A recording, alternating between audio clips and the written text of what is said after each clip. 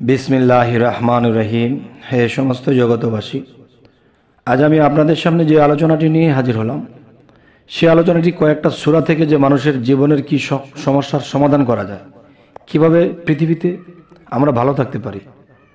তো এখন কথা হলো, সূরা মাউন এর আমল ও ফজিলত থেকে কথাগুলো বলা হবে ইনশাআল্লাহ। একটু খেয়াল করে শুনবেন, তবে আমাদের ইহকাল ও পরকালের উপকৃত হতে পারবো।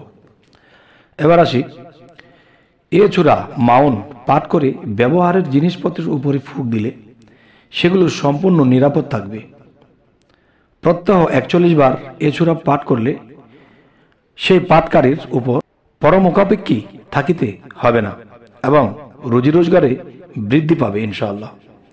হে সমস্ত জগতবাসী, অবশ্যই খেয়াল করে শুনছেন যে আমরা পৃথিবীতে চলাকালীন অনেক জিনিসপত্র কেনাকাটা করি, অনেক খাদ্যদ্রব্য কেনাকাটা করি, কিন্তু বরকত তেমন দেখি না।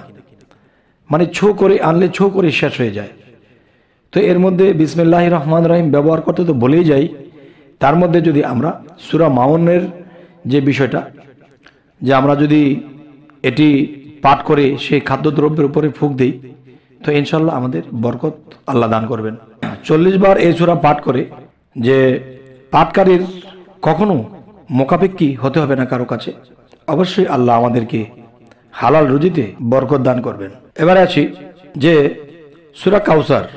সূরা কাউসার এর আমল ও ফজিলত, জুমার রাতে 1000 বার পাঠ করলে, এ সূরা 1000 বার পাঠ করলে, পুনরায় 1000 বার দুরূদ শরীফ পাঠ করলে ইনশাআল্লাহ রাসূলুল্লাহ সাল্লাল্লাহু আলাইহি সাল্লাম এর কিয়ামত লাভের সৌভাগ্য ঘটবে। যে হযরত মুহাম্মদ সাল্লাল্লাহু আলাইহি সাল্লাম তিনির সাথে ইনশাআল্লাহ আমাদের কিয়ামত নসিব হবে। এবার আসি যে এ সূরা লিখে গলায় বাঁধলে, মানে সূরা কাউসার লিখে গলায় বাঁধলে শত্রুদের কবল হতে নিরাপদ থাকবেন। আচ্ছা, প্রত্যহ 1000 বার পাঠ করলে রুজি রোজগার ও মান ইজ্জত বৃদ্ধি পাবে এবং মনোবাসনা পূর্ণ হবে। আচ্ছা, নির্দোষ ব্যক্তি জেল হতে মুক্তি লাভ করবে। আচ্ছা, তো এবার আসবে এই সূরা কাউসার পাঠ করে গোলাপ জলের উপর ফুঁক দিয়ে প্রত্যহ সে পানি চোখে দিলে চোখের জ্যোতি বৃদ্ধি পাবে। হে পৃথিবীর মানুষ, হে মুসল্লিগণ, বিভিন্ন ধর্মের মানুষ, কোরআনটি শুধু খালি মুসলমানের জন্যই আসেনি, সকল ধর্মের সকল ব্যক্তিদের জন্যই। যেহেতু ধর্ম যার তার, আল্লাহ কিন্তু সবার, ধর্ম যার তার, কোরআন কিন্তু সবার। তবে এটাই আমাদের জানা দরকার যে এই সূরা কাউসার পাঠ করে গোলাপ জলের উপরে ফুঁক দিলে প্রত্যহ সে পানি চোখে দিলে চোখের জ্যোতি বৃদ্ধি হয়ে যাবে ইনশাআল্লাহ। এবার আসি যে সূরা কাফিরুন। সূরা কাফিরুন এর আমল ও ফজিলত, এই সূরাটি রবিবার দিন সূর্যোদয়ের সময় 10 বার এই সূরা পাঠ করে মহান আল্লাহ তাআলার নিকট যে কোনো মাকসুদ হাসিলের জন্য দোয়া করিলে ইনশাআল্লাহ তা পূরণ হবে। আচ্ছা, কথাটা আমি আবার বলছি যে সূরা কাউসার রবিবার দিন সূর্যোদয়ের সময় 10 বার এই সূরা পাঠ করে মহান আল্লাহ তাআলার নিকট যে কোনো মাকসুদ হাসিলের জন্য দোয়া করলে ইনশাআল্লাহ তা পূরণ করে দেন। এবার আসি, প্রত্যহ সকাল ও সন্ধ্যায় এই সূরা কাফিরুন পাঠ করলে কি হয়।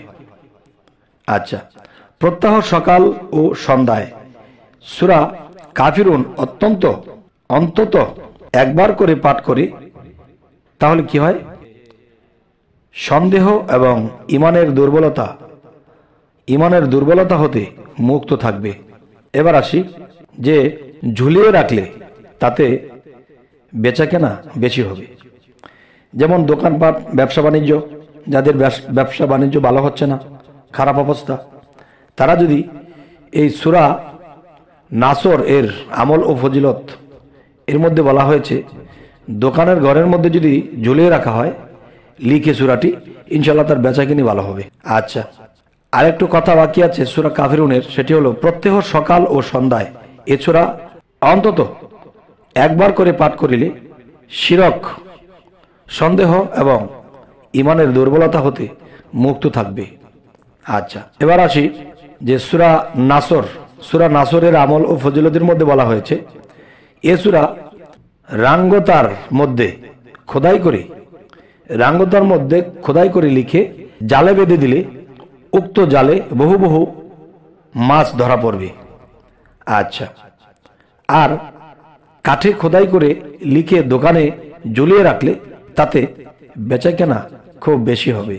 এটি হলো সূরা কাউসারের আমল ও ফজিলত। তো এবার আসি সূরা লাহাব। সূরা লাহাব এর আমল ও ফজিলতের মধ্যে আল্লাহ কি বলেছেন?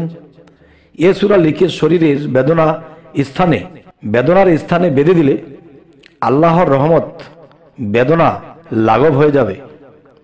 আচ্ছা, এবার আসি 7 বার এ সূরাটি পাঠ করে কিছু লবণের উপর ছিটা বা কিছু লবণের উপরে 7টি দম করে বা ফুঁক দিয়ে শত্রু ধ্বংসের নিয়ত করে ওই লবণ আগুনে ভিতরে ফেলে দিলে মহাপ্রতাপশালী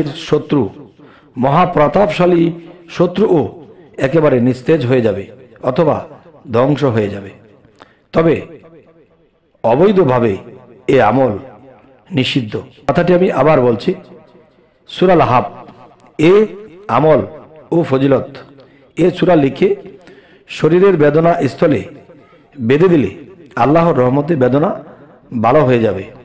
আচ্ছা, এবার আসি এই সূরা লাহাব 7 বার এ সূরাটি পাঠ করে কিছু লবণের উপরে 7 বার দম করে বা ফুঁক দিয়ে সে শত্রু ধ্বংসের নিয়ত করে এবং ওই লবণ আগুনের ভিতরে ফেলে দিলে মহাপ্রতাপশালী শত্রুও একেবারে নিস্তেজ হয়ে যাবে অথবা ধ্বংস হয়ে যাবে।